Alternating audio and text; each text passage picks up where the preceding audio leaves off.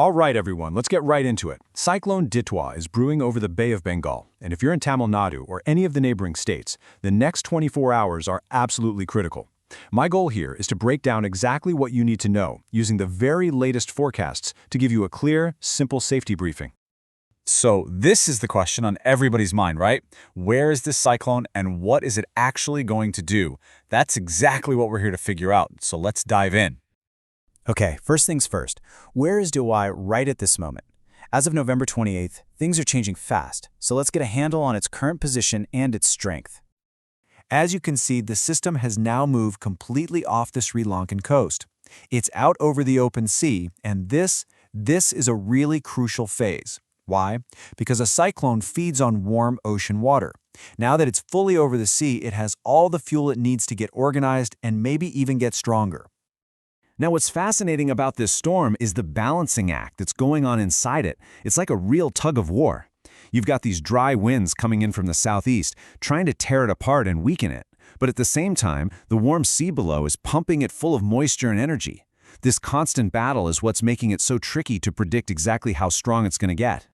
So if its strength is up in the air, the next huge question is, where is it going? Right now, the forecast models are pointing to two main possibilities, and the difference between them is, well, it's everything for the people on the ground. Let's take a look. Okay, check this out. In scenario 1, the storm comes ashore, moving inland near Pondicherry. If that happens, Chennai might actually dodge the heaviest rain, but the inland districts of Tamil Nadu and parts of Andhra Pradesh would get slammed with downpours. Now look at scenario 2. The storm just scrapes along the coast, running parallel to Chennai.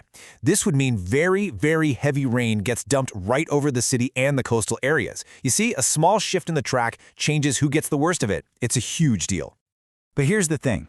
No matter which path it finally takes, the cyclone's effects are already here. We're already feeling it. So let's stop talking about the forecast for a second and look at the impact that's happening on the ground, right now. Just look at that number, 162.8 millimeters. That's how much rain has fallen in Thoputore in the Nagapattinam district in just the last 24 hours. This isn't a prediction, folks. This is a reality, and it tells you just how intense the rain already is in those delta regions. And it's definitely not an isolated incident. This shows it's a widespread event. We're seeing heavy rain all over. Naluvidapati got hit with 138 millimeters, Kodaikanal over 124, Velankani with 110. Even Pamban down in Ramanathapuram has seen over 65 millimeters. The impact is broad and it is significant. And you know, a system this big doesn't just stop at the state line. Its effects are spilling over into the neighboring states too. Let's take a quick look at that regional forecast. So over in Kerala, places like Idukki are on alert. In Karnataka, areas including Bengaluru and Mysuru should be ready for some moderate to heavy rain. But really pay attention to Andhra Pradesh. Districts like Tirupati, Nellore, and Chittor are bracing for what could be heavy to very heavy rainfall. This is absolutely a regional weather event. Now, with this much rain in the forecast, the authorities have, of course, issued official warnings. Let's break down which areas are under a red alert right now. This means these are the places facing the highest risk. Here they are, the districts on high watch. We're talking about Kadalur, Mayiladuthurai, Nagapattinam, Tiruvallur, Pudukkottai, Sivaganga, and Ramanathapuram.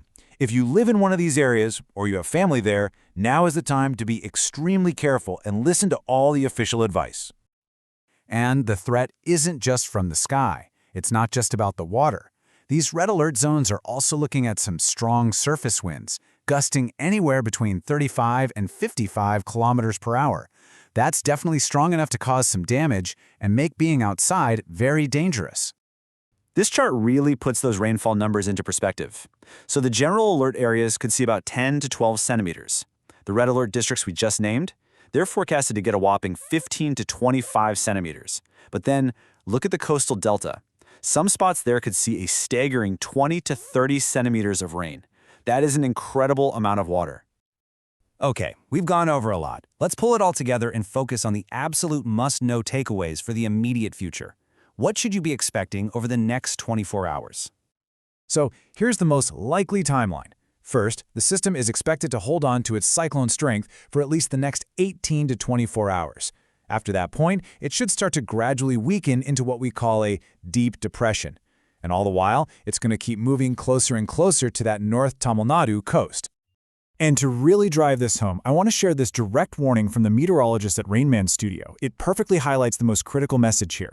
The Delta regions, along with Ramanathapuram and Rameswaram, have to be exceptionally vigilant. These are the hot spots, the areas most likely to see very heavy and potentially dangerous rainfall. So, what do you do right now?